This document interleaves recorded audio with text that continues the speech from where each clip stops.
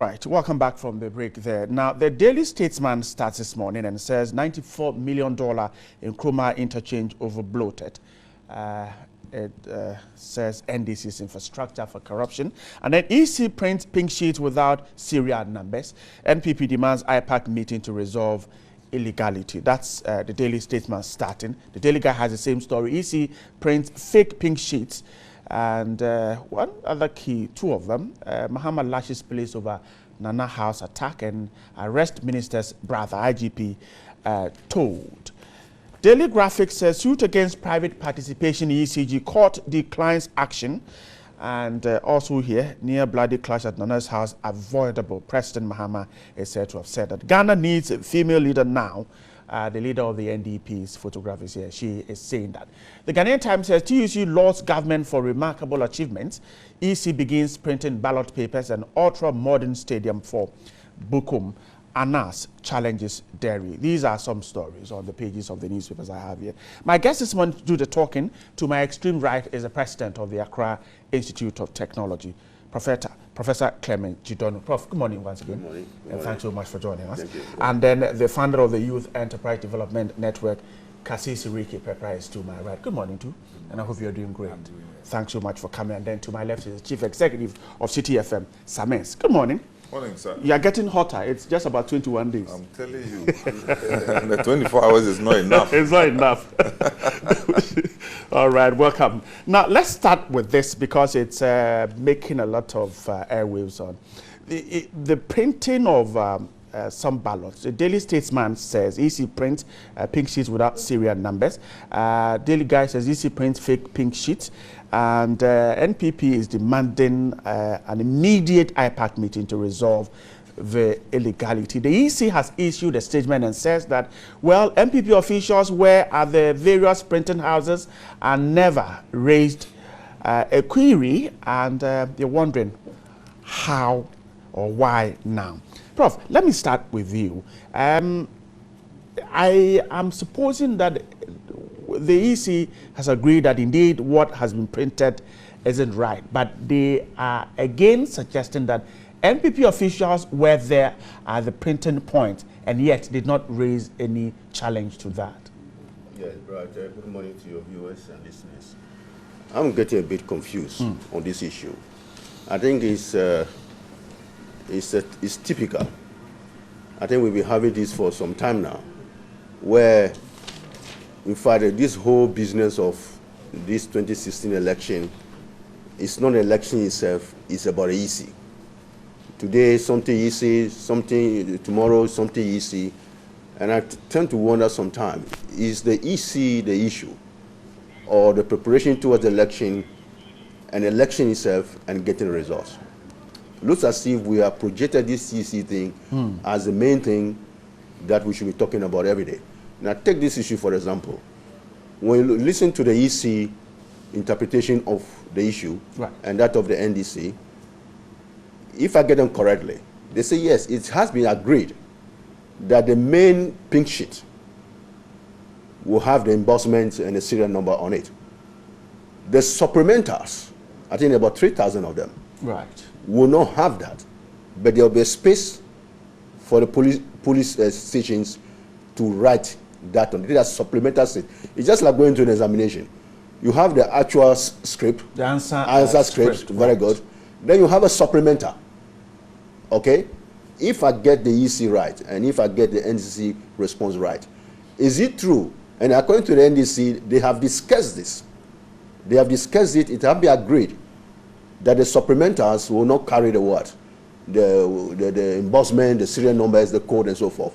But the main one will carry it. Now, you see, sometimes we tend to confuse the people out there. For me, these are just fundamental questions.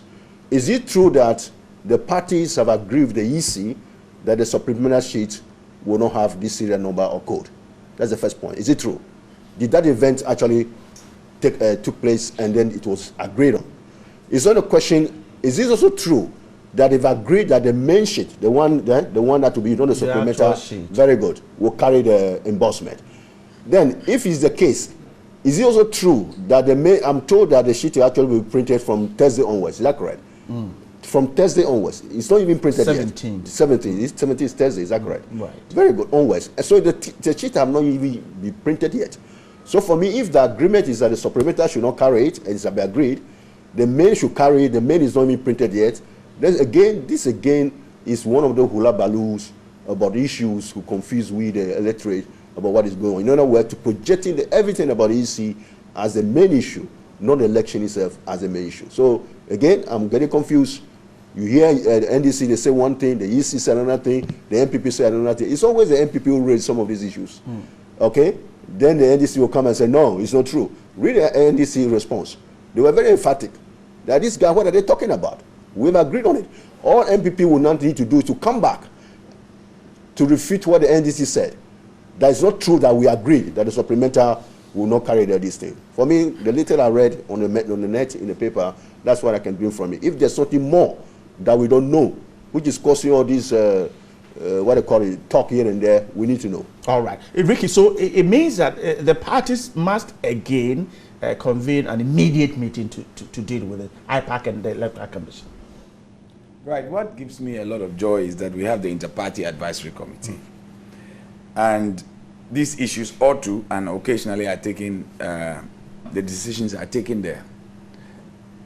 The first thing I have to say is, granted that even it was agreed upon, and then there's somebody's getting upon second thoughts about it. You know, why don't you convene this meeting or ask for the meeting to be convened for your interests to be brought to the fore? But paramount for me is the silence of the EC's public relations outfit. Prof says, because I haven't followed this issue and I stand to be corrected, these pink papers, pink sheets, have not yet been printed. And 2 newspapers are telling us that EC has printed fake pink sheets. This is gross irresponsibility. I expect that the EC's public relations outfit will come out and say, look, at the last IPAC meeting, these were the resolutions, resolution 1, 2, 3, 4, signed by all the parties that attended. And this particular resolution says we should have the main sheets with the serial numbers, and any other supplementals should come, and that there should be a space allotted for a number to be written. That should come out very, very clearly. It should not be the business of the NDC to come out to state what appears to be the EC's position. You see, it is the overlapping of roles that gives people credible basis for thinking that the EC may be doing the bidding of the NDC. If the EC, and the EC has a public relations outfit, if they do not, they should set up one of responsible, assertive, honest, objective people who come out and say, look, party A is being irresponsible. We agreed on this day, and this was what we agreed upon. And that this was what was supposed to, and that these pink sheets have not yet been printed. Then people can take the news articles with a pinch of salt. But all we are hearing is one party saying that, oh, this is not what we agreed. Another party saying this is what we agreed. And these are the traditional rival parties. So which of them are we supposed to take as speaking the truth? But all this should not be the matter. The Electoral Commission has a public relations outfit. In fact, there are about a minimum of about 5 commissioners of the Electoral Commission. All of these people are criminally silent on very critical issues like this. You know, I like that. These are very, very critical issues. 21 days, the major opposition party comes out crying wolf.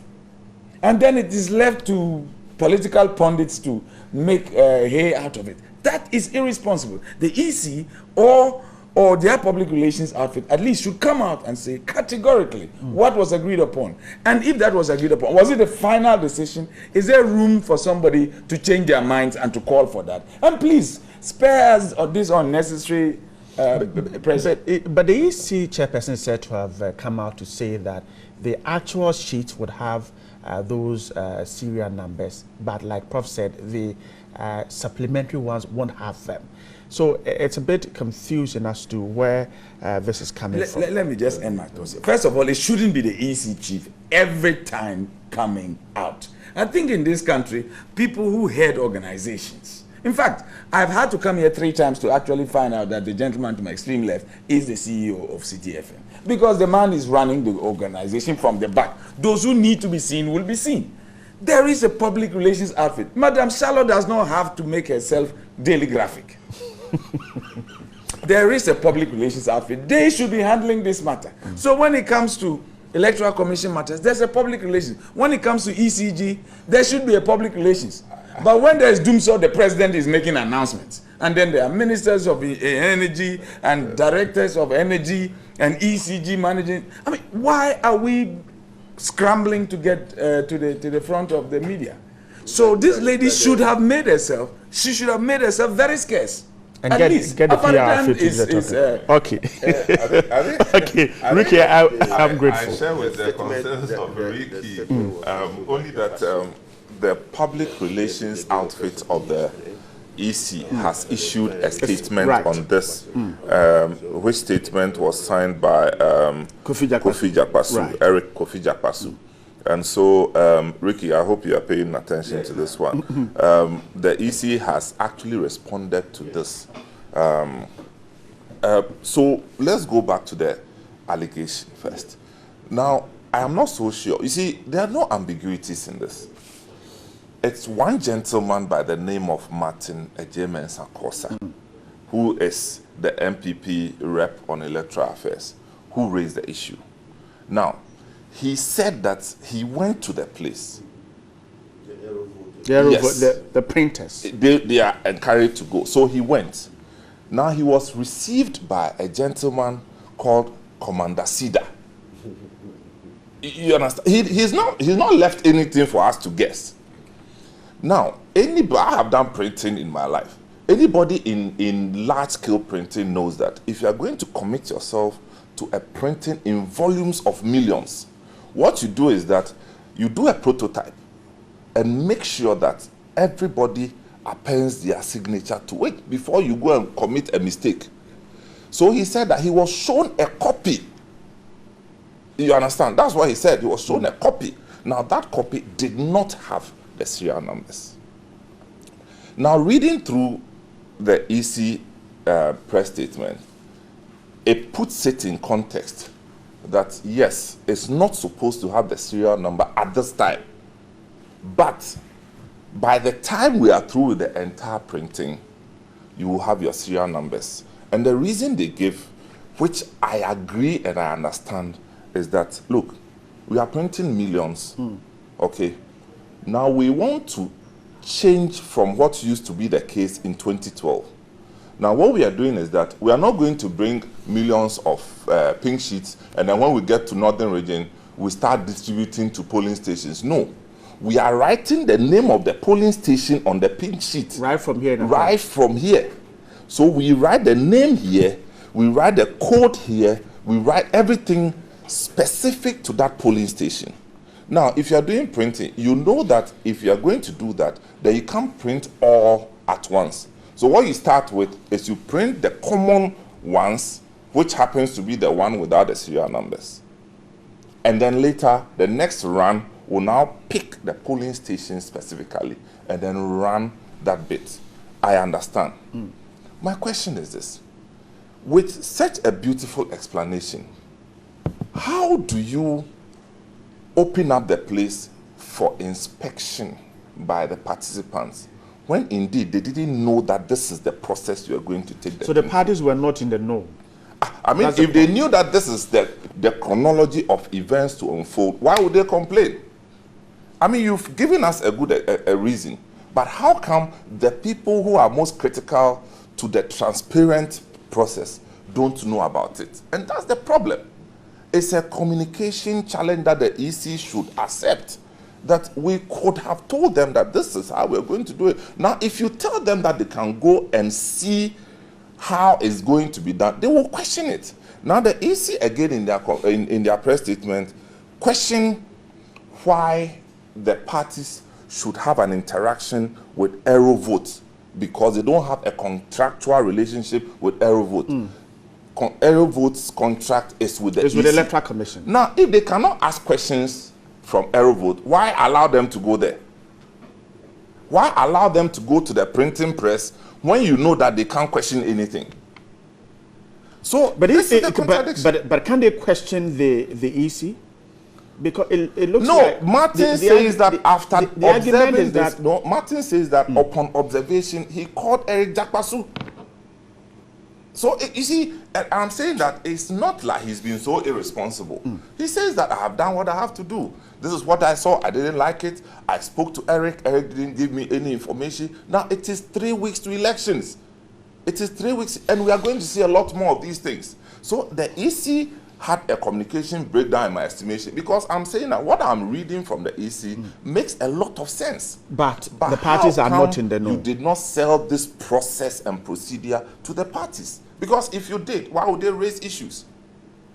For me, that's my point. The EC has come out, we agree. If we had time to go through this thing, you will see that the EC has been very, very clear, very clear. It even goes ahead to talk about the amount of money that Aerovote is being paid. Now, they actually quote a sum which is less than $8.95 million.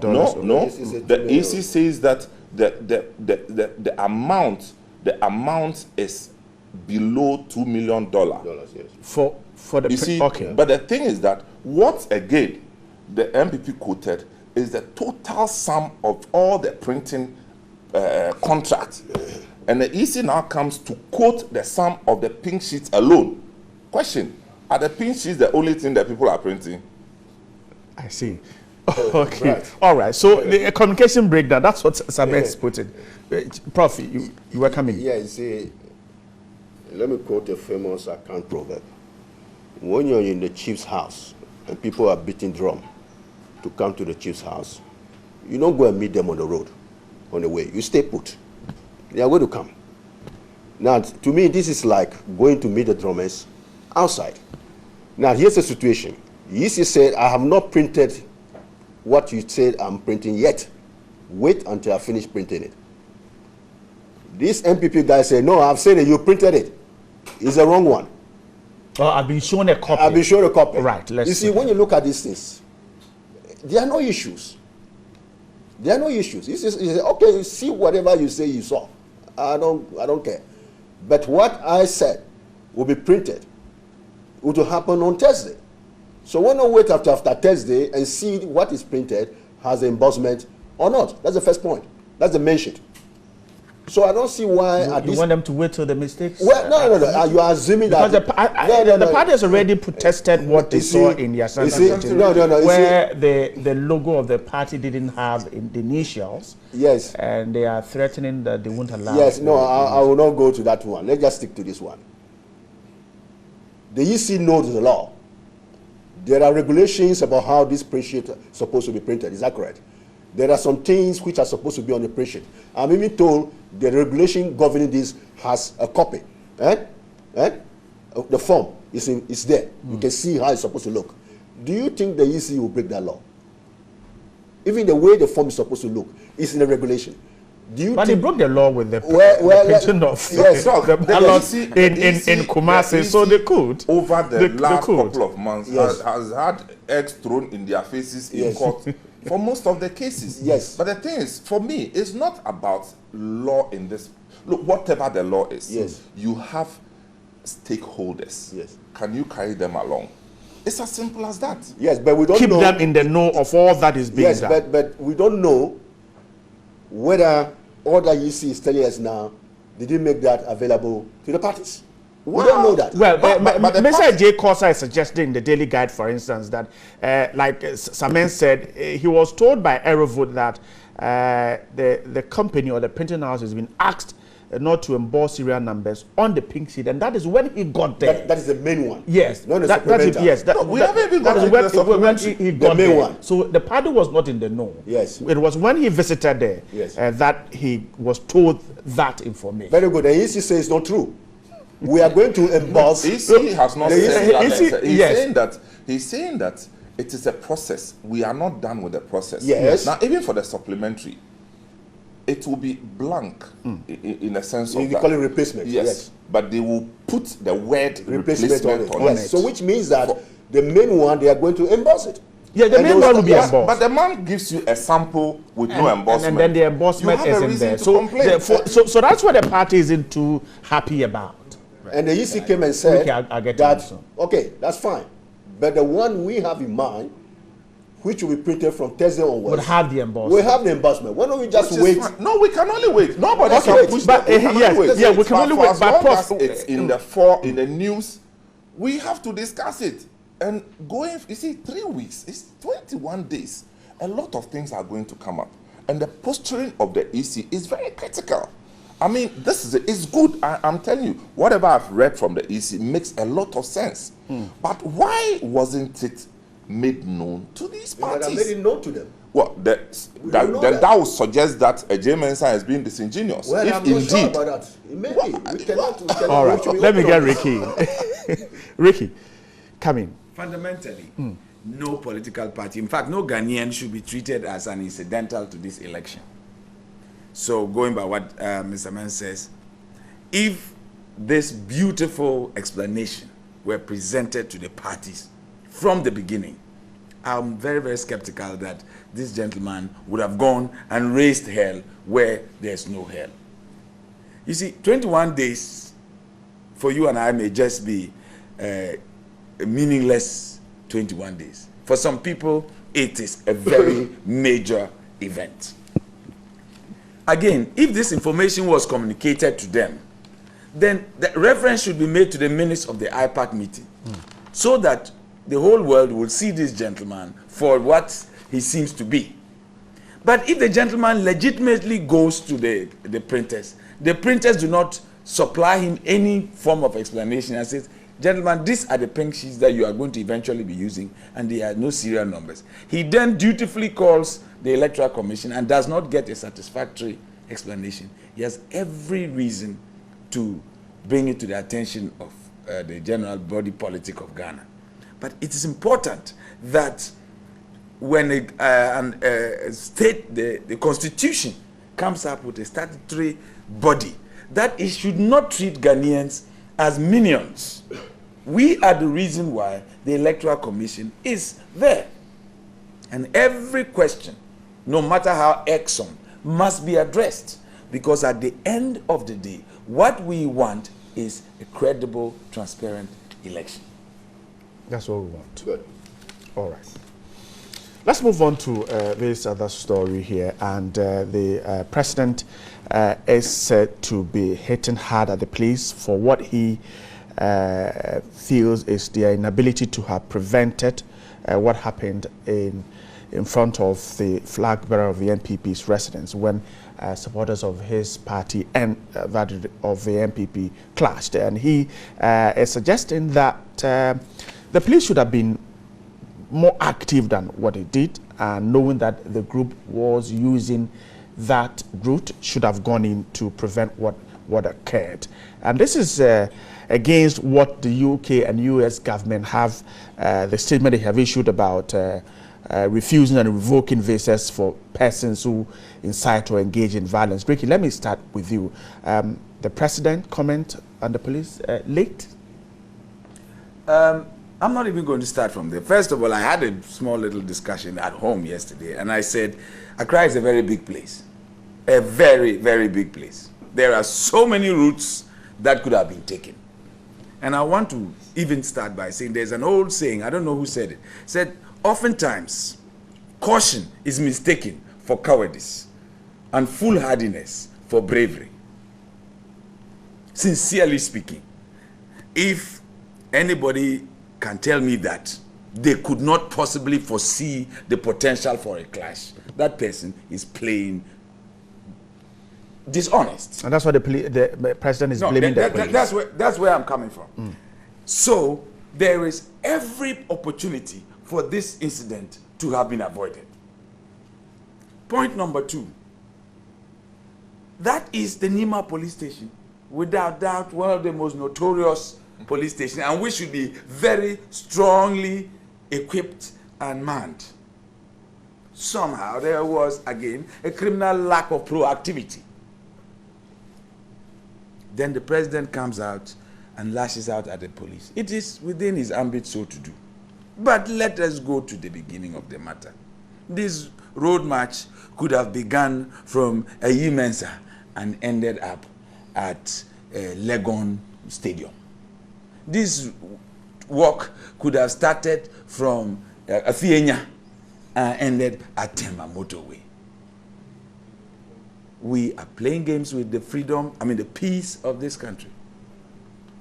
As for what the UK and the United States say, I'm not even going to begin to go there, because we have decided to make their visas more important than oxygen. So people queue there from the break of dawn till the dusk, and we are all clamoring there. In fact, I think rather than take them on for meddling or not meddling, it's important people know that when this country starts to burn, that UK and US may not necessarily be a logical destination for them. That it may just be Burkina Faso and Cote d'Ivoire. That will help people to rethink their recklessness or otherwise when they are dealing with this country. Sincerely speaking, it was irresponsible to plan the route, whether it was the police whose job it was to caution them, and I even doubt if they had cautioned them that please do not pass here because of A or B, whether that would have been taken lightly. My brothers and sisters, I have lived almost half a century with very few fisticuffs.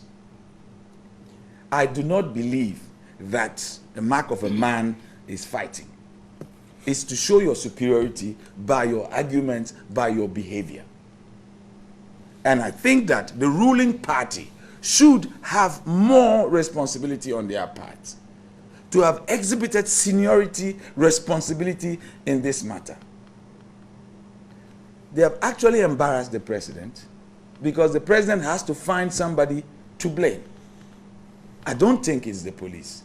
If we are saying that we will stop acting responsibly and that any time we do so, the police will be blamed, then that's unfortunate.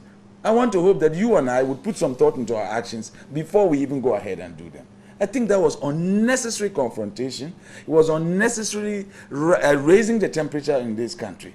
And I think that such things should cease now, because we are creating unnecessary tension in this country. I wanted to believe that the whole business of guns being in the hands of people was a fiction of people's imagination. But hey, here we are on the Facebook, etc. There's a gentleman who is,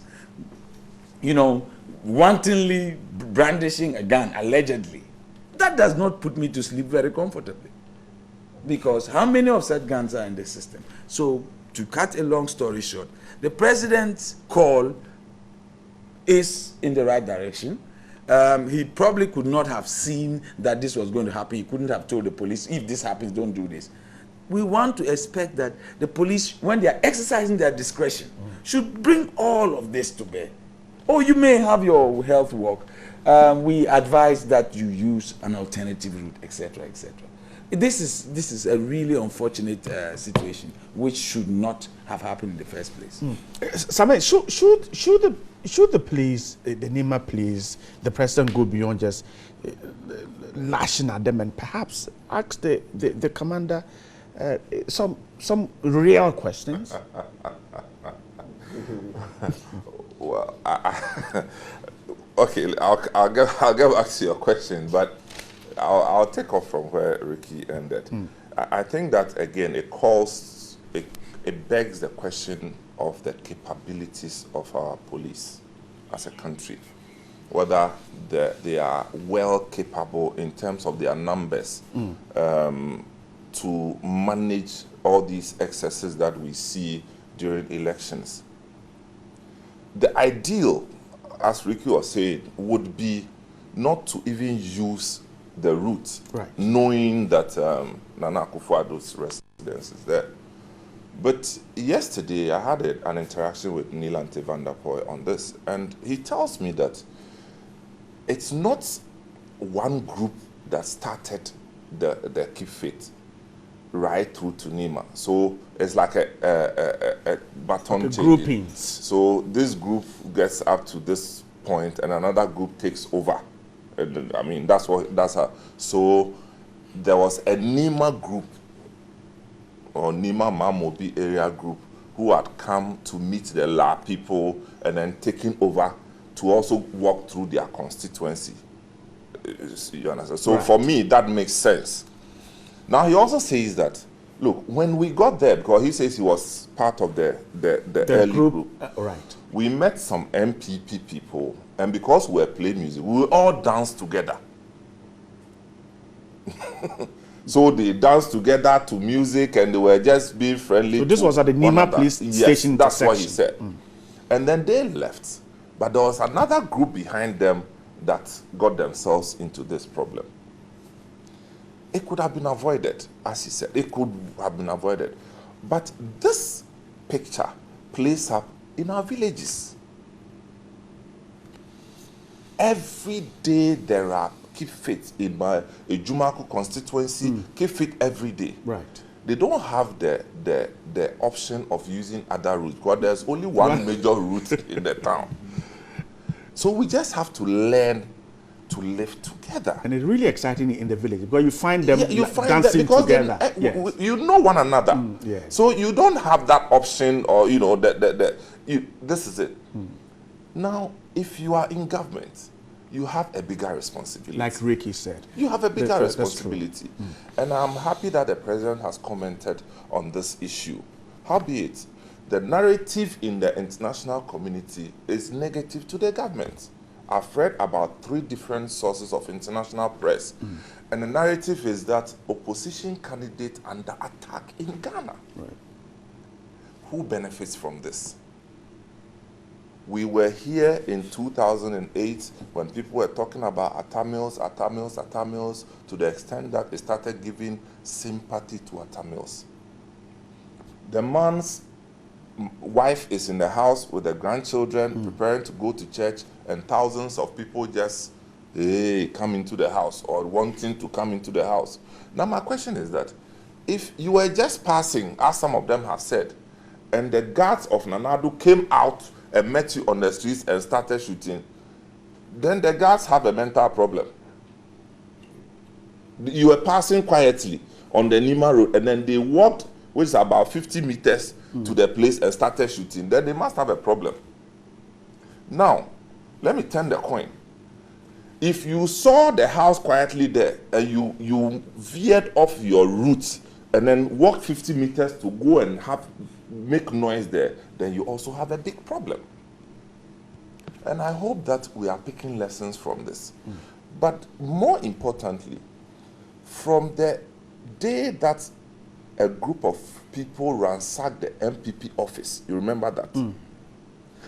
And other incidents that have occurred, the police have forever been investigating and yet never come to a conclusion. We haven't had any report of the conclusion out. So you wonder, is the police ever going to do us any good, except every day we are investigating? Now we are told that the police were present when the thing was happening. Somebody even said that the police was there when the person shot the fire, the gun. And yet the police said we are investigating. So why did you put the police there? So I said that it questions the capabilities of the police itself.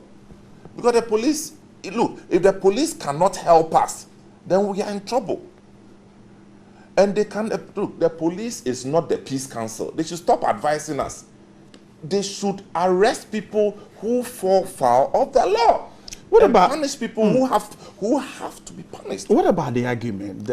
For instance, Severs and Co are making the argument that yes, the police goes in to arrest these persons, and immediately, depending on which color the person wears politically, the media picks it up and says the police is doing the bidding of one party or the other.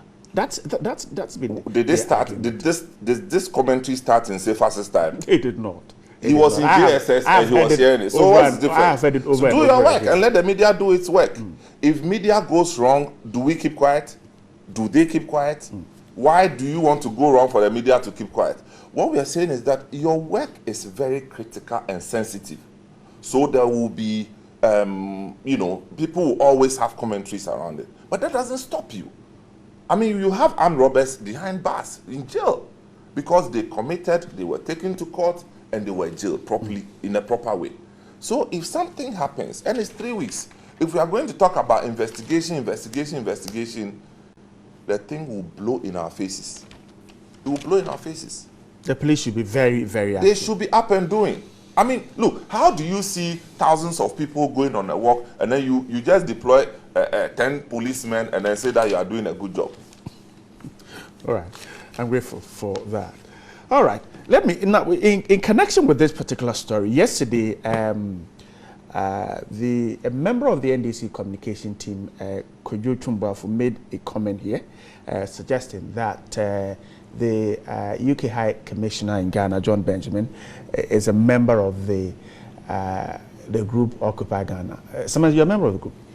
I'm not a member. I was there for the launch, and I took part in the first procession. It was nice. No, all right. So we were playing drums and dancing. Kojo made a comment that John Benjamin has been attending, or first he said he's a member of the group, and which I told him that John is a diplomat and so can't belong to that organization. Then he retracted and said that John has attended an event of Occupy Ghana. He has retracted, and quickly let me read that. Now this retraction and correction of record is from Kojo Tumbafu, a member of the NDC communication team. And he says, I wish to correct a misimpression emanating from a submission I made this morning, 15 November 2016, on TV3's New Day program.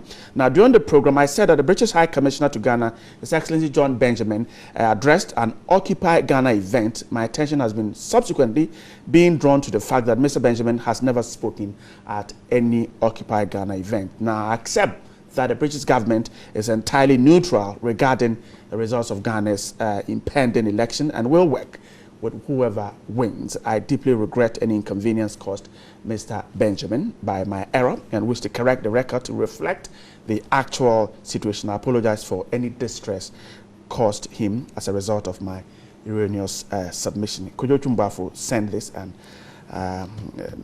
Ricky, a quick one on that. Something, why are you laughing? No, politicians. I like the way John Benjamin always finds a way of putting himself in the news. I think John Benjamin is a new breed of diplomat, and I'm one of his admirers. Because, and I'll explain, the job of being a diplomat can be entirely, in fact, boring. If you were to stick to diplomatese alone, you would die of boredom. But what is the interest of the UK? When they send a mission here, what they are interested in is, of course, that the state continues to exist so that the relations between them can flourish. In fact, if even John Benjamin was a member of Occupy Ghana, I sincerely would not have seen that as necessarily at cross purposes with his job. Sure. My brother, let me tell you, every country has got spies. He is a diplomat. Hold on. Occupy Ghana is seen to be. My brother, if I tell you the various definitions of a diplomat, you will be surprised. If you invite the parties, political parties, they organize events. And they Ricky, invite, and they invite diplomats, political parties. Right. Now, which they do political right. pressure group organize events and invite diplomats, and we say it's a problem. Okay. Ricky, please so, go. Like I was saying, a diplomat is basically the fixer for the relationship between his country and here. Now look, it is to the benefit of this country that there is a visible and vocal opposition. It means that we are growing in our democracy. So let my vote count, Occupy Ghana. They should not be seen as negative developments in the general scheme of things. CJ is a bit silent now. I mean, do you know where they are? They are on leave. Which leave is that? Huh? Sabbatical, man. So for me, I just think that my brother, the communicator, when you want to engage somebody of such standing, the next time you are very aware of the facts. And 21 days to elections, the statements that these politicians make on platforms, perhaps they need to be very careful. I have long attached very little relevance to or importance. You see, if you want to take people, politicians, to their word, you will die of BP before the elections arrive. Somehow, I hear people even explaining for them. Oh, you see, when you go on the platform here, something just overcomes you and you talk. I'm like, what are you talking about? Your first concern should be whether Ghana will be here on the 7th of December. And I am happy that Ghanaians, we are taking all these vituperations with a pinch of salt. We couldn't be bothered. We know that is their song and dance, and that in fact most of them, after all that noise, will meet in the various clubs and have a beer or two. So we know now, I've said here, that we have political drama troops and not political parties. I am privy to people walking out of studios apparently at cross positions, and they tell us, so what happened? Let's go and have 1-1, which is fine. But the problem is that the majority of our people in the villages have actually taken this matter extremely seriously. That when a brother is in NPP and a brother is in NDC, for example, then they probably would even share a calabash of pito because they are now seen to be, you know. And if you see, and not only do they distrust the other person, but they have to keep a certain position to, you know, increase their credibility ratings. So if you are the one who seems to be at most odds with the opposition, that means you are a party faithful. It's important, again, that I said I grudgingly agree with the US and UK positions when they say that they are going to play politics with the visas. It is their right anyway. In fact, they do not even owe us a forewarning. They could easily have just sent a memo and said, look, let's treat these people with a little bit more strictness. But at least now that we are told, somehow we should see the positive aspect of it, which means that if this place, and God forbid, if this place is burning, nobody, no matter the color of your passport, will be able to take off. Ricky, I'm grateful. Samens. Yeah, the visa issue. Politicians, commentary on platforms, and they need to be careful about it. They fault, they come to apologize, and they go. So it will continue. Well, but that's why they give us job to do.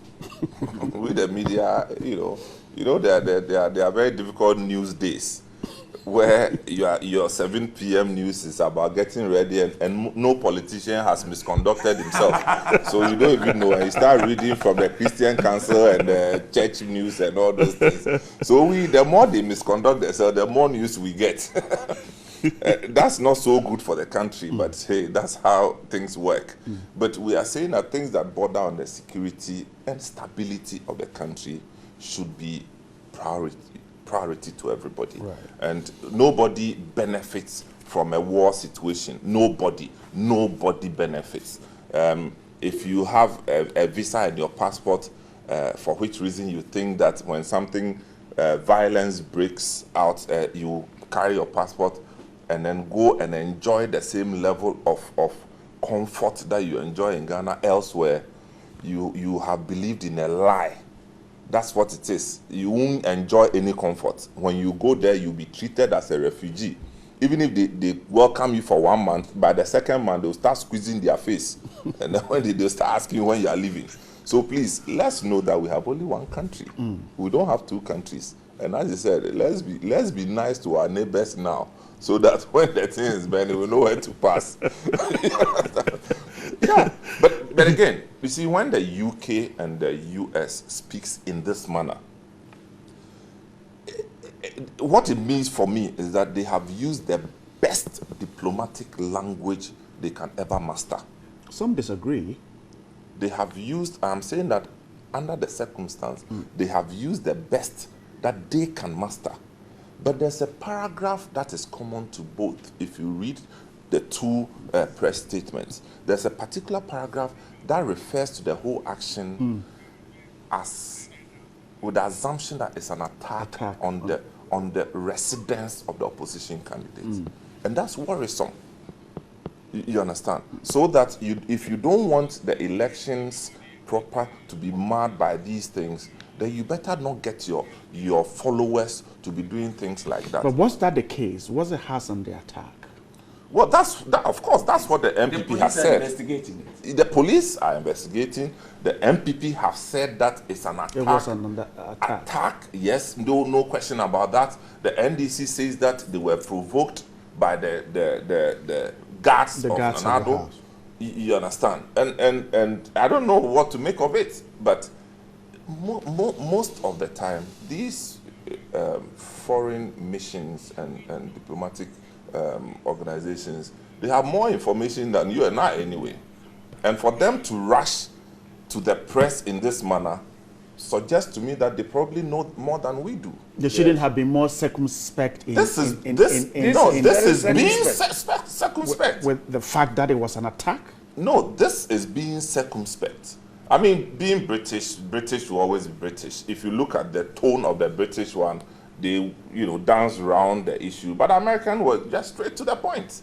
And you should see the video of the statement. The woman was emphatic, no questions about that. And so I like the fact that the president has also responded, not to disrespect the international community. We go to them for everything anyway. So if they've committed some money into this election project, so they have to be interested in the peaceful process to be run. And you don't share the concerns of some who said that they seem to be taking sides. Who's taking sides? Well, that's what some have raised. But even the police will say they are taking sides. So what? If they are taking sides, it's based on the information they have. So you too go and give them your information.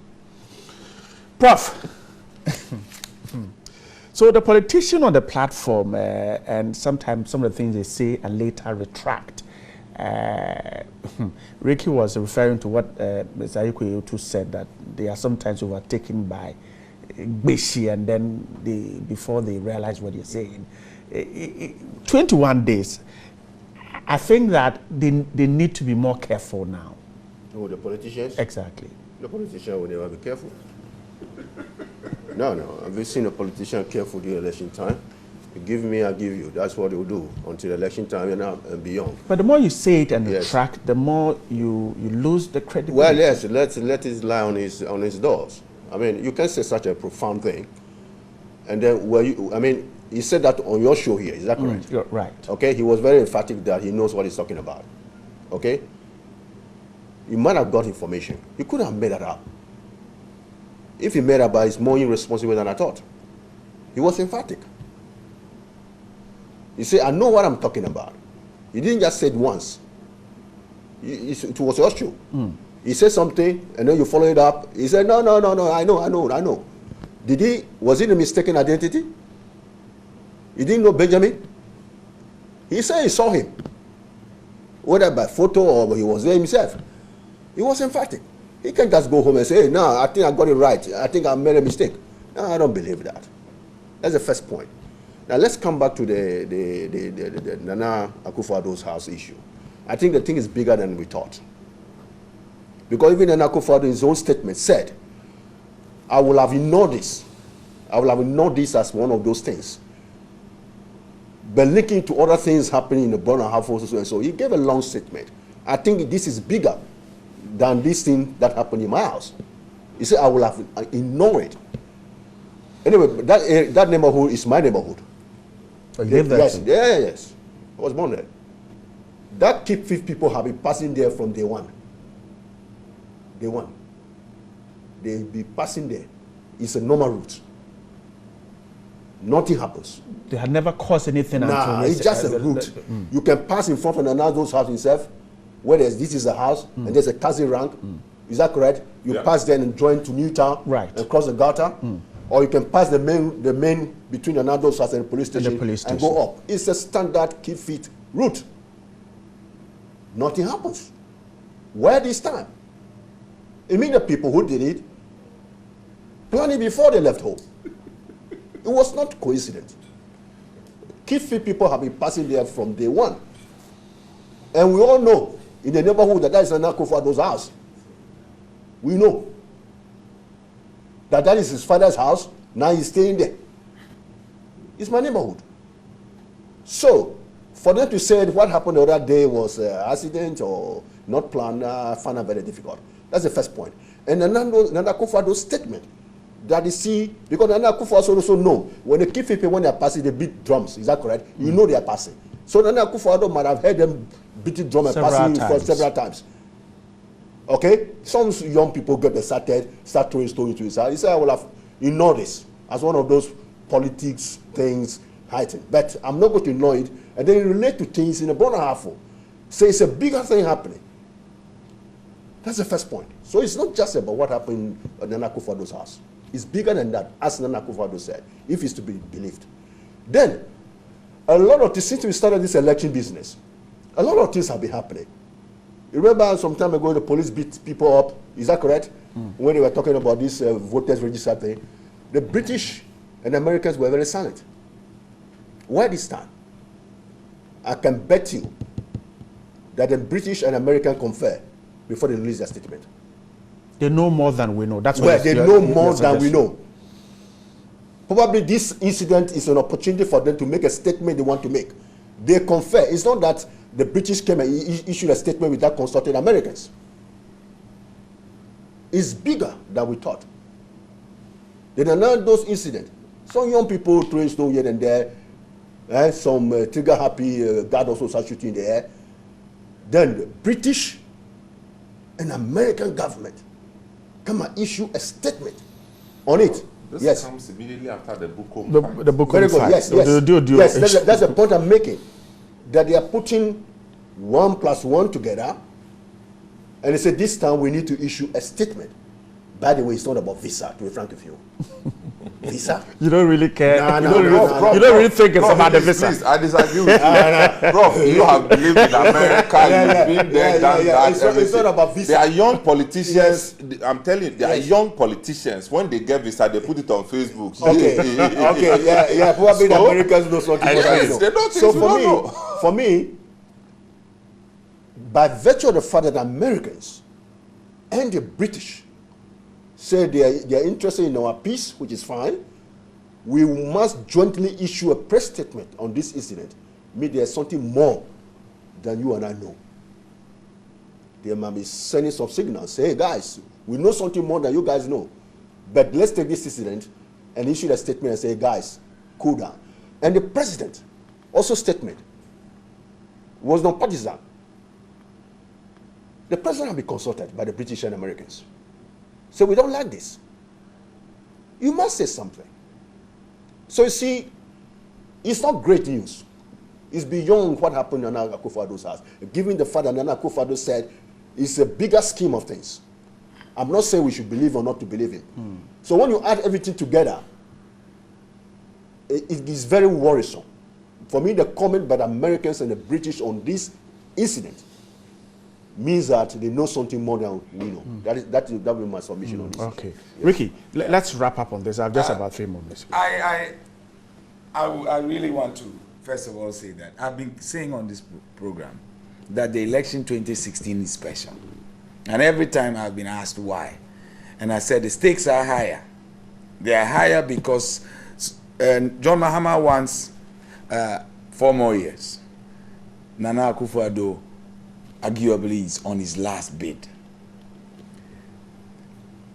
That commonsensically should inform every person who is involved in the political machine to be very, very circumspect in their actions.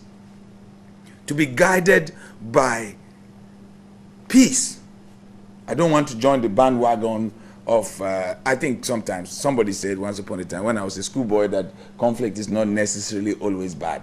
It leads us to, what do you call it, make choices. But I want to also say that the Americans and the British may necessarily not be onto something. What I can agree with both speakers is that they have used this opportunity to make a comment. You see, if there was no such pretext, it may have come out as simply interfering into the politics of the country. But this is a pretext that they have used to tell us. So rather than talk about them taking sides A, B, or C, in fact, I find it almost hypocritical. We are sitting here and we're all opining about how Donald Trump is either qualified, unqualified, rude or not rude. And now somebody has sat down, you have gone to class, and the person on the strength of that is telling you that I may withhold certain services to you, and you say that they are taking sides. Let us look at the news, the good news in this, which is that our partners in development are not happy, and that we can do better as a nation, and that the two parties, the NDC and the NPP, being the biggest, one the incumbent and one the biggest opposition, there's a lot of responsibility upon them, and that the people of this country will hold them to ransom. If we still remain in this construct called Ghana, at the rate they are doing things, we will hold them to ransom for recklessly taking us down a road that we should not be going. So yes, wrap up for me.